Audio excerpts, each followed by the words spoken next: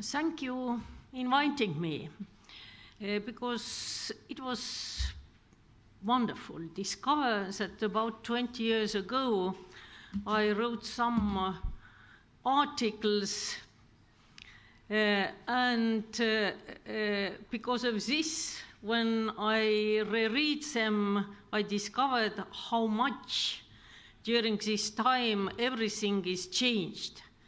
But I remember from this first time, my first articles were in Estonian, and I received a lesson how sensitive those materials are, and we should be very careful dealing with all those bibliometric data. Because remember, beginning of 90s, in all our countries, this was a period of reconstruction of research system. And in my paper, I showed that, for example, in one field, Latvians and Lithuanians are much more better than we. And I was immediately contacted with director of this institute, because he said, "Do you understand what you are doing? At the moment, there's discussions of closing of our institute, and in your article, you showed that it's true." So that's background. And in today's presentation, I firstly want to give some bigger background to this topic, also linking to my papers 20 years ago. It is an issue of visibility, because this was this time the most important issue. Also, some words about collaboration, because as 20 years ago we talk about collaboration, not only about collaboration with world, but also about collaboration between Baltic States. And we are now in the same situation. And some examples about research assessment.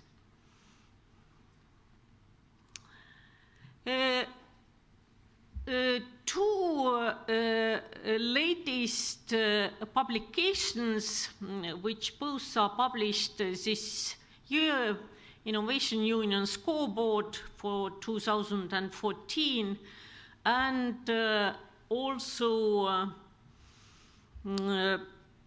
European Commission high-level group, expert group report placing excellence as the center of research and innovation policy. And I took from there two examples. This is a map of Europe, and there is comparison of 2008, 2009. This is about the situation when economic crisis started, and then 2011 and 13. And with brown color, you can see there are those countries in which support to research declined. So, as you see, very many countries, they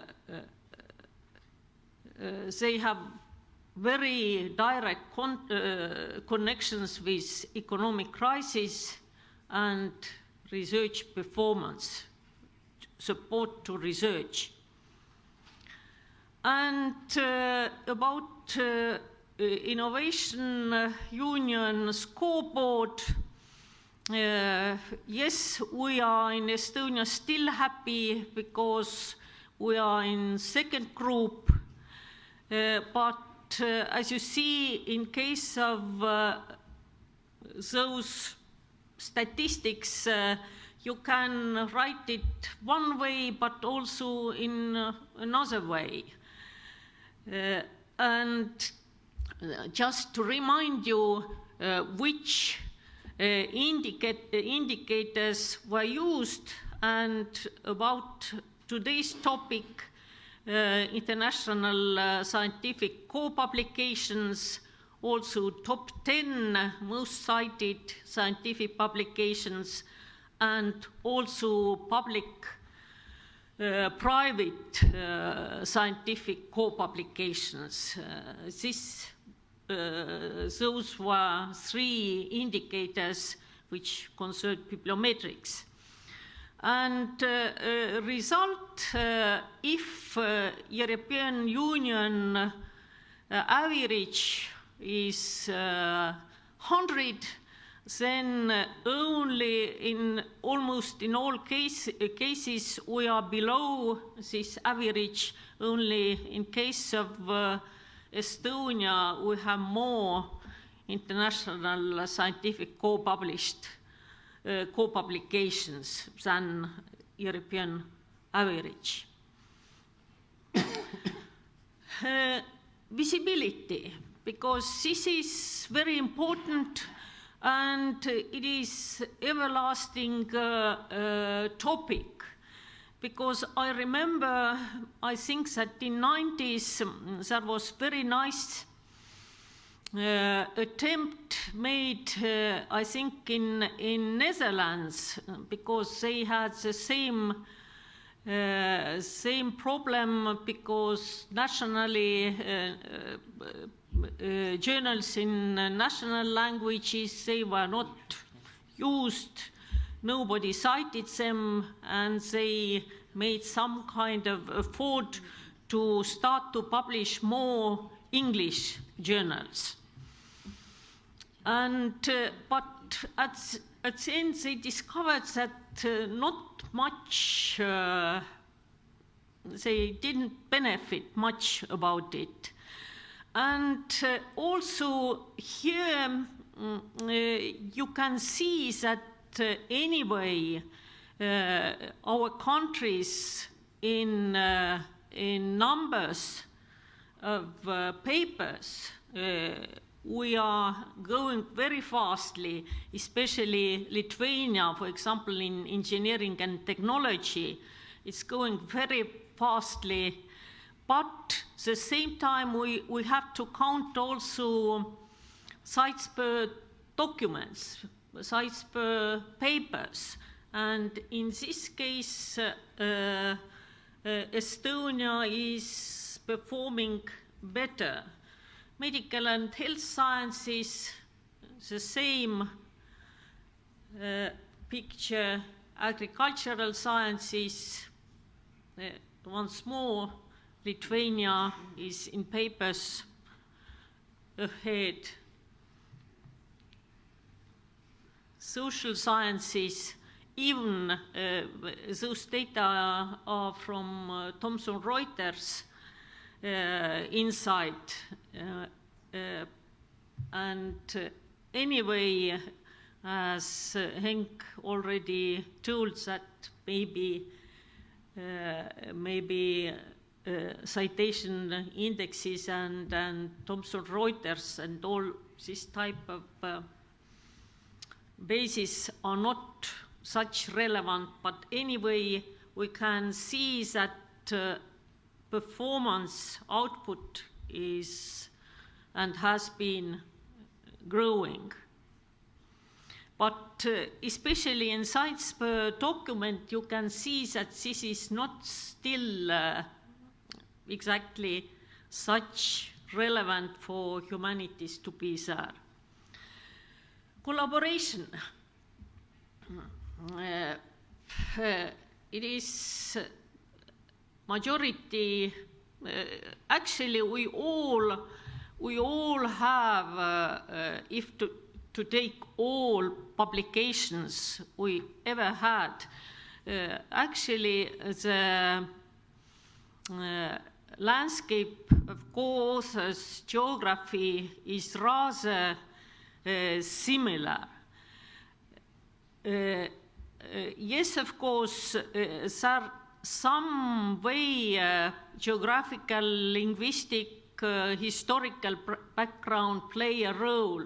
For example, in case of Estonia, you can see our biggest collaborators are still Finns.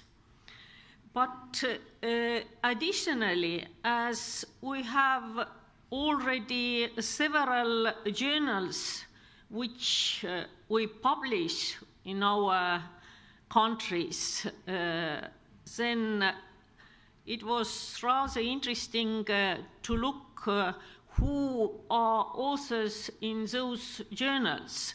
In case of Latvia, in social sciences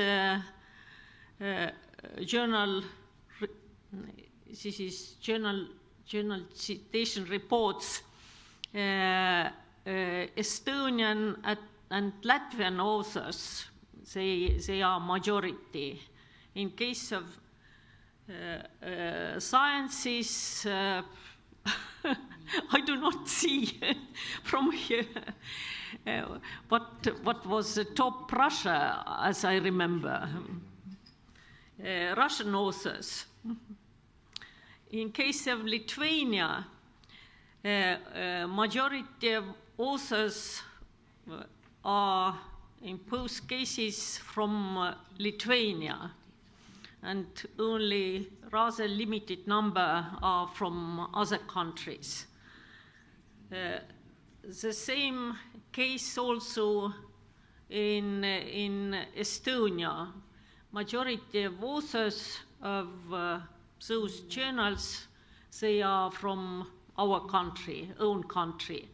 This is topic what should be good to discuss with editor-in-chiefs of those journals, because it would be good if there's possibility to widen this ring of authors. Research assessment. In Estonia, we have one entry point where everything happens. This is Estonian Research Information System.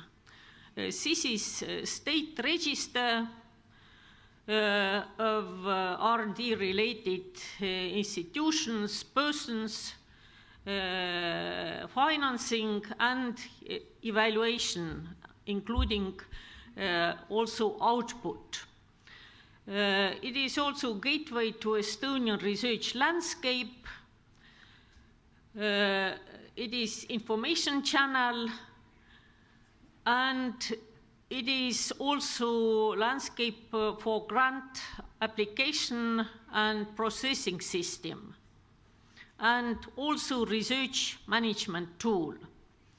And in some, as all researchers who want to apply for public funding, they have to keep their CVs as updated as they can. So this is also a place for repository. Here, this is some way also open access place. And just example, we have classification rules. We have several categories for example, for papers. For example, in case of articles 1.1 are those articles which are in Thomson Reuters, Scopus, and European Humanities Reference Index listed. and 1, 2, they are other international publications, and so on. And it is by categories, there's book chapters, all type of output one researcher has to do during his scientific life. And here is example of CV. Unfortunately, I took example of Yuri Ailik, who is one of our most productive and active researchers, but I took it because his hobby is bibliometrics. So every year he writes a paper about this, and in Estonia he is in this field a guru, because he is very good in his field, and he likes also to make all those rankings.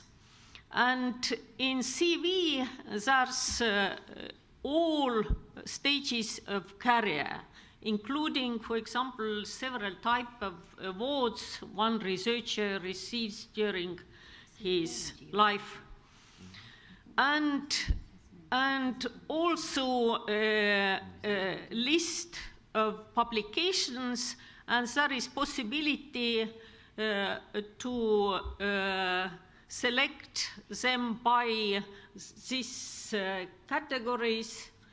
I already told, for example, 1.1, and you can see how many papers this researcher has, for example, in most prominent journals. And as I told, everything is going via this system. Of course, in case of social sciences, and especially in humanities, evaluators are much more flexible, because bibliometrics is not still very important issue in their case. And another example I wanted to talk, it is one European Union framework program, Project Acumen. This is assessment of research output in personal researchers level.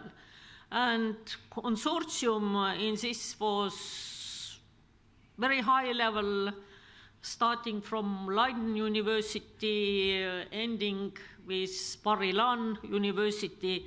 So everybody who actually, Henk, you missed there, because there was Isidro Aquila, there was Paul Walters, there so,